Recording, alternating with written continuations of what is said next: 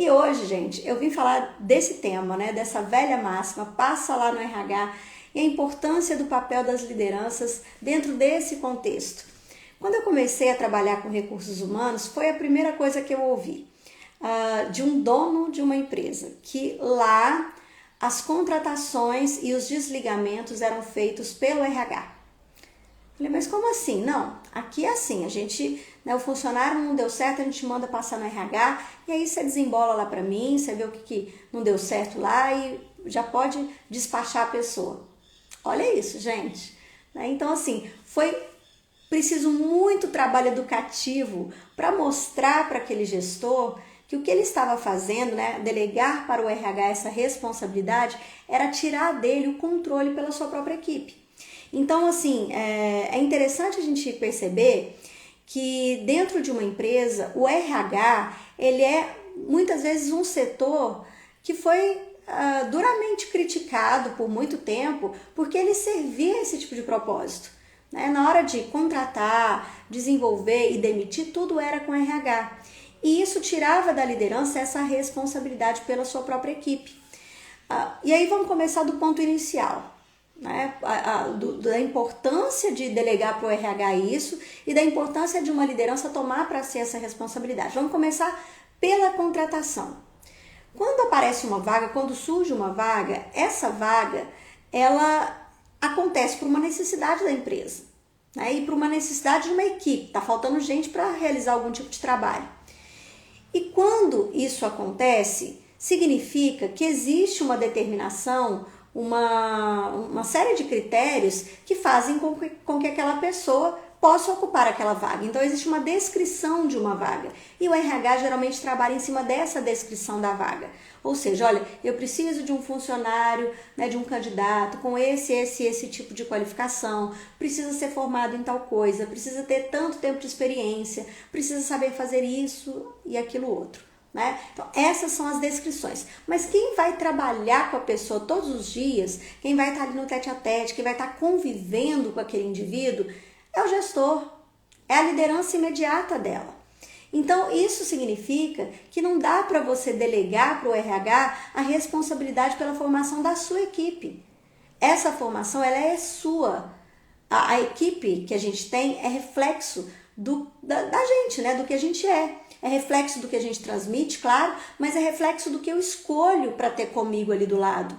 São mais de 8 horas, né? São mais de 8 horas, não, são 8 horas por dia, às vezes mais um pouco, dependendo da sua função, que você trabalha ali junto daqueles indivíduos. Então não dá para ser qualquer pessoa, tem que ser uma equipe coesa, tem que ser uma equipe bacana, tem que ser uma equipe que você goste de estar junto, que você sinta, né, prazer em trabalhar.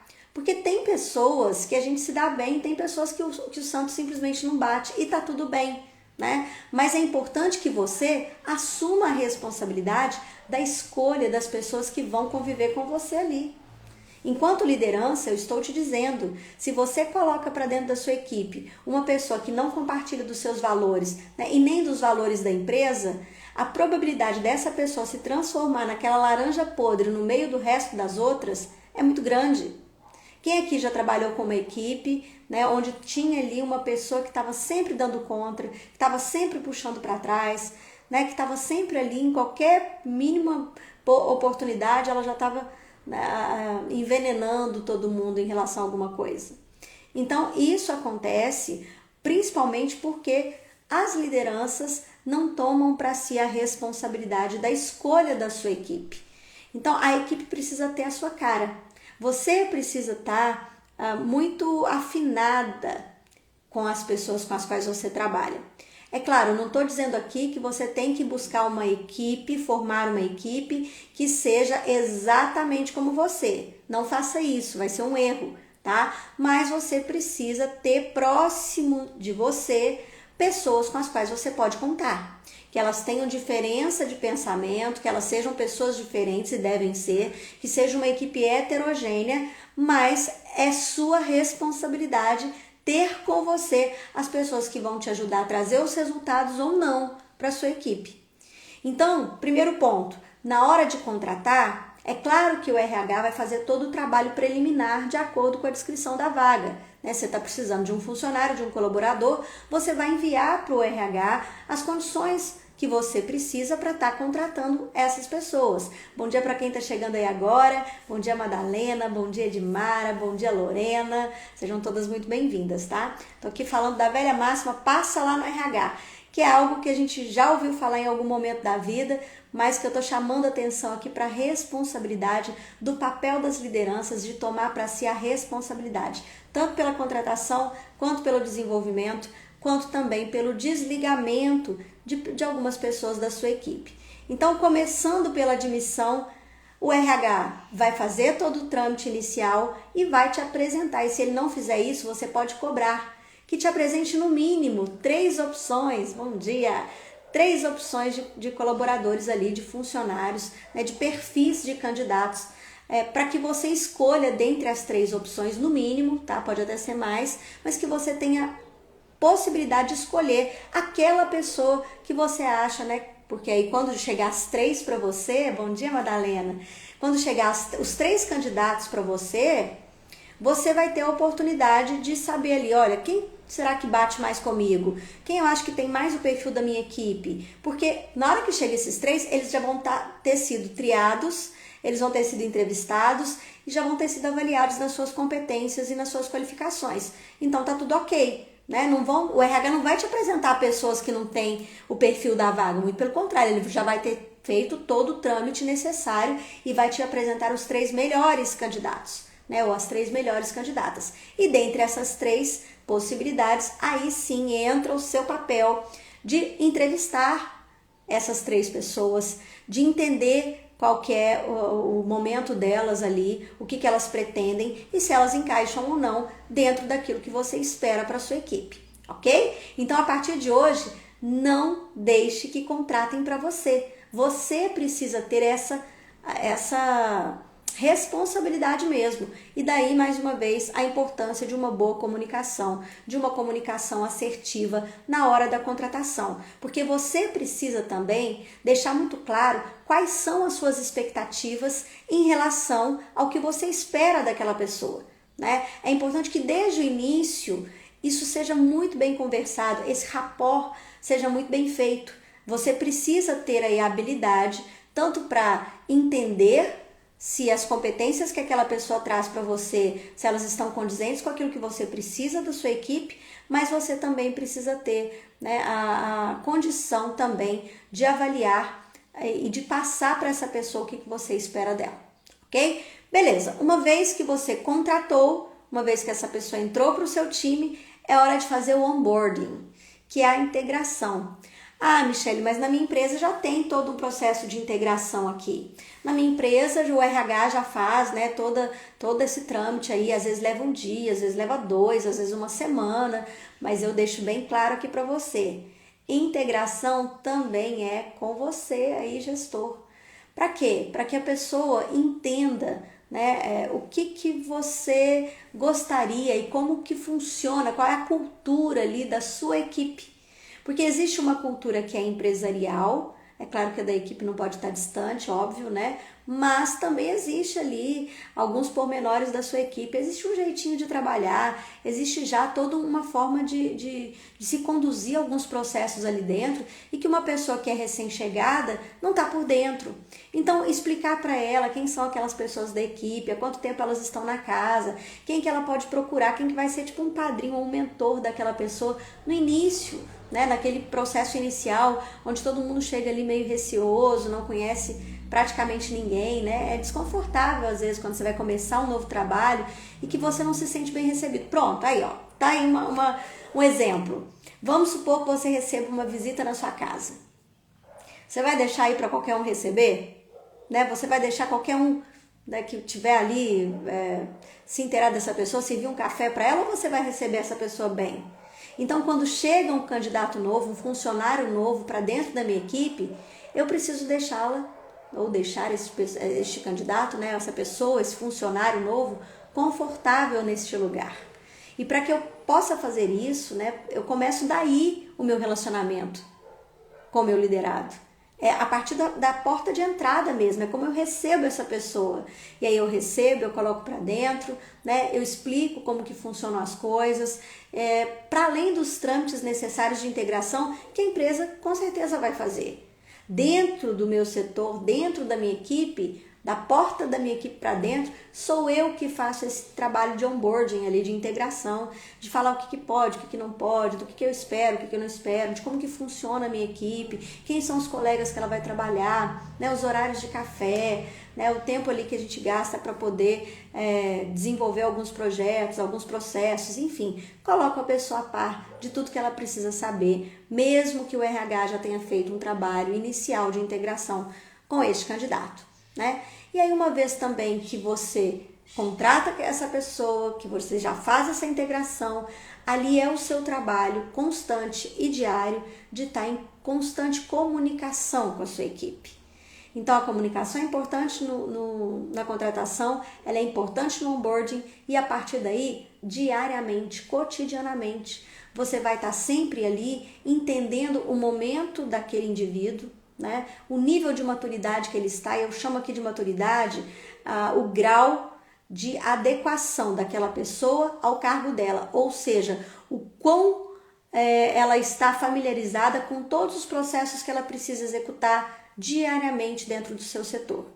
Então, quanto mais madura a pessoa dentro de um cargo, quanto mais madura o indivíduo dentro daquela função, mais ele vai fazendo as coisas sem precisar raciocinar, né? O automatismo. Então, quanto mais tempo você passa, e aí algumas pesquisas vão dizer que o nível de maturidade de um liderado, ele leva em torno ali, para ele ficar bom mesmo, para ele fazer as coisas sem receio, no mínimo 1 ano e meio a 2. Para ele ficar excelente, para ele fazer as coisas com muita familiaridade, para ele não ter que ficar lembrando ali ou preocupado em acertar ou errar naquilo que ele está fazendo. E aí a gente tem um problema, né? Um problema que a gente vê em muitas empresas que eu tenho feito consultoria, é que não estão dando esse tempo de maturação mais. Né? As pessoas, elas entram para uma empresa, elas ficam muito pouco tempo, logo estão migrando e elas não conseguem ali desenvolver uma maturidade dentro daquela função que elas escolheram para executar. Então esse troca-troca de função, né, essa rotatividade muito alta dentro das funções fazem com que você, profissional, às vezes se torne um profissional muito raso e não passe ali pelo trâmite necessário dentro de uma empresa de aprender ali o que é necessário mesmo para você ficar uma pessoa experiente, né? Isso é uma questão que as empresas estão precisando rever muitas vezes, às vezes são condições ruins da própria empresa que não consegue ali reter os seus colaboradores, né? Mas eu coloco para você aqui liderança ou possível liderança, que isso tende a ser minimizado se você for uma boa gestora. Isso tende a ser minimizado se a sua equipe for um lugar bacana de se trabalhar. Né? Porque as pessoas, para além de questões salariais, que são importantes, é claro, elas querem estar num lugar que elas se sintam bem, que elas se sintam valorizadas, que elas se sintam reconhecidas, né? Porque não adianta nada você pagar muito bem um funcionário, mas o ambiente ser tóxico, né? O ambiente ser ruim, mas também não adianta nada você ter ali uma equipe boa e também todas essas condições financeiras mínimas não forem supridas. Então uma coisa equilibra a outra, é claro, né? Ninguém trabalha de graça. Mas é importante que, para além de todas as questões trabalhistas legais, o ambiente seja um ambiente confortável, seja um bom ambiente para se trabalhar, que as pessoas se sintam bem, né? Que, enfim, e aí é uma das responsabilidades da liderança cuidar para que esse ambiente seja bom. Então, todo o processo de desenvolvimento daquele indivíduo, a partir do momento que ele está ali dentro da sua equipe, deve ser acompanhado por você, para que você entenda o que a pessoa precisa, né, para ela potencializar os conhecimentos que ela já tem, ou o que ela precisa para que ela consiga adquirir outros conhecimentos que são necessários para aquela área. E aí, por isso, é importante que as avaliações de desempenho, que os feedbacks diários, eles sejam realizados ali. Então, você precisa, sim, o tempo todo, estar demonstrando para a pessoa se ela está bem naquela direção ou não, o que precisa ser melhorado, o que precisa ser alinhado, né? O que você, enquanto liderança, pode promover para essa pessoa para que ela desenvolva melhor o seu trabalho. Então, isso é papel seu. né? São os ônus e os bônus de ser uma líder. É você também cuidar ali para que aquelas pessoas estejam com todas as ferramentas necessárias para que elas possam, né, apresentar os melhores resultados. Porque uma vez que você apresenta tudo isso para ela, que você acompanha todo o trabalho dela, que você dá o direcionamento e que você, né, verifica se aquilo foi atingido ou não, automaticamente você vai perceber se aquela pessoa vai dar certo na sua equipe ou não. Tanto no período de experiência, aqueles primeiros 3 meses, né, quanto depois, no futuro, você consegue perceber se tem alguma coisa errada, né, se tem alguma coisa aí que desandou no meio do caminho, porque às vezes a pessoa inicia com uma certa expectativa, mas ao longo do caminho ela se desmotiva por uma série de questões, mas que se você não conversa, se você não entende esse momento daquele indivíduo, você não vai saber o que aconteceu, né? Então tem muita gente que chega, às vezes me procurando, para pedir um treinamento ali de motivação, quando na verdade o problema não tem a ver com a questão, né, de motivar ou não uma equipe, mas com tudo que você, enquanto liderança, deixou de fazer por aquela equipe enquanto ela estava ali, né, sob seus cuidados. Então é muito importante que você acompanhe o desenvolvimento da sua equipe. É muito importante que você passe ali com a sua equipe todas as questões importantes em relação ao desenvolvimento delas, à cobrança de resultados, né, ao direcionamento e também em ofertar para aqueles candidatos, para aquelas pessoas, na verdade, para aqueles liderados, tudo aquilo que eles precisam para estar fazendo o melhor trabalho que eles possam, ok? E beleza, tentou, alinhou, direcionou, mas não deu bom, hein?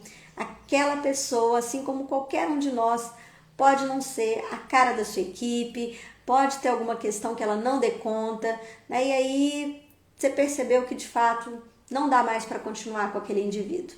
E aí a velha máxima voltava, passa lá no RH. E aí a liderança não tinha, muitas vezes, a coragem de ter essa conversa difícil, porque é difícil mesmo. Desligar uma pessoa não é uma coisa gostosa de se fazer. Desligar um colaborador é colocar em questão toda uma expectativa, tanto sua, é igual um casamento. Não é ruim terminar um relacionamento, qualquer que seja?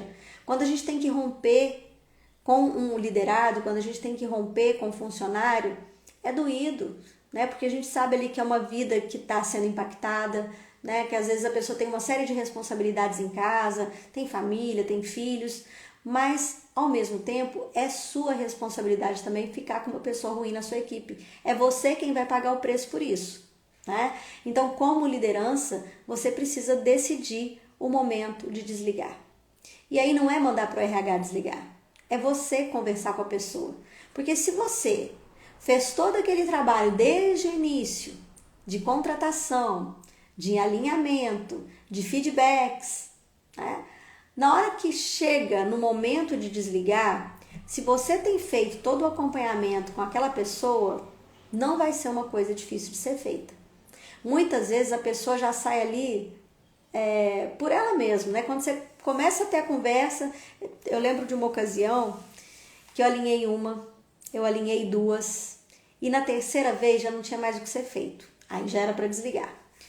Quando eu chamei a pessoa para conversar, para expor para ela, né, o motivo de a gente ter chegado naquele ponto, antes que eu começasse a falar, a pessoa já virou para mim e falou assim: não precisa nem me dizer, eu já sei, né? Você tá me mandando embora. Aí eu falei assim: infelizmente, a gente tentou. Ela falou: não, você não precisa nem dizer. Nesse caso, a responsabilidade é minha. Olha o grau de consciência dessa pessoa. Não é todo mundo, claro, que vai fazer isso. Mas nesse dia, a pessoa falou assim: eu tenho consciência que eu errei. E eu tenho consciência que você me avisou. E não foi uma vez só, não. Só que eu não estou no momento legal, aconteceu isso, isso e isso. Eu acho que realmente não estou na minha melhor condição. Eu entendo, né, a decisão pelo meu desligamento. Eu espero que eu possa voltar no futuro. Eu não estou legal nesse momento. Eu acho que realmente vai ser uma boa decisão você me mandar embora. Olha isso, gente. Então, quer dizer, né, foi uma vez que isso aconteceu, que ficou bem marcado na minha memória, mas é a demonstração do quanto aquela pessoa, né, teve oportunidades de corrigir o percurso, né? Então, assim, essas oportunidades foram dadas, ela foi tempo todo sendo alinhada, sendo corrigida naquilo que não estava legal, as expectativas foram colocadas para ela e ela não conseguiu suprir as expectativas. Essa pessoa simplesmente entregou os pontos e disse, olha, realmente não é para mim, realmente não é o meu momento, então eu opto por sair agora, né? E quem sabe a gente volta aí a ter uma nova oportunidade no futuro e que eu possa deixar as portas abertas. Então, assim, é muito bacana quando a gente percebe esse nível de maturidade, mas também é reflexo do que a gente comunica para essa pessoa, de como a gente comunica para essa pessoa, e o desligamento, ele não é uma coisa traumática. Porque quando você manda para o RH e você sequer alinha com a pessoa sai meio pé da vida, e com toda a razão. Porque eu já ouvi de muitos funcionários assim, mas ninguém me falou que não estava legal. Ninguém me falou que eu estava errada. Ninguém tentou corrigir aí o meu percurso. Né? Como assim eu estou sendo desligada? Ninguém nunca me falou que eu não estava correspondendo às expectativas. Então a pessoa sai brava, tanto com a empresa quanto com o seu gestor imediato, que nem sequer deu oportunidade de despedir dessa pessoa e dizer para ela, olha, numa próxima oportunidade, se você não corrigir esse ponto ou esse comportamento, né, dificilmente numa próxima empresa você vai conseguir se manter ali. Então toda demissão é uma oportunidade de aprendizado. Todo desligamento, por mais difícil que seja, serve de lição para a pessoa que está sendo desligada e serve de lição para quem está fazendo o desligamento. Então, passar para o RH essa responsabilidade, delegar ao RH, né, essa função, tira de você uma responsabilidade extremamente importante enquanto liderança de conduzir a sua equipe da melhor maneira que você julgar necessário. Lembre-se, a equipe é sua responsabilidade se a sua equipe é ruim ou se a sua equipe é boa e traz resultados. Então, trazer todas essas responsabilidades para você marca aí um diferencial na sua liderança, porque muitas têm dificuldades com esse tipo de conversa, né? Tanto na hora de contratar, não sabe fazer bem uma entrevista, não sabe o que perguntar, quanto na hora de desligar, que aí é pior ainda, né? Que não sabe, vai se sentir mal. Tem gente que fala assim, nossa, eu fico super mal quando eu tenho que desligar alguém, eu não durmo, eu sei que vai ser péssima a conversa, eu começo a rodear, eu não chego no ponto. E aí, gente, isso tudo é porque provavelmente você não cuidou daquele indivíduo ali durante o tempo que ele estava, né? Você não tentou ter algumas conversas para tentar direcionar aquela pessoa no caminho que você gostaria que ela estivesse. Então, isso é para a vida, tá? Se você está aí num cargo de liderança, se você é uma gestora ou se você pretende se transformar numa líder, cuidar da sua equipe desde a entrada até o desligamento é um papel fundamental seu. O RH pode ajudar? Pode e deve, né, em todos esses processos. Não sei como fazer, chama o RH, conversa com o RH, demonstra para ele, né, para quem for responsável pelo setor de RH ali, as suas dificuldades em relação ao seu liderado, e aí peça ajuda, busque se comunicar da melhor maneira possível, busque uma fala mais assertiva que você vai conseguir chegar ali naquele intento. Pode ser que no início seja mais complicado, que você ainda não tenha todos os argumentos necessários, que te faltem ferramentas, mas quanto mais você pratica, melhor você vai ficando.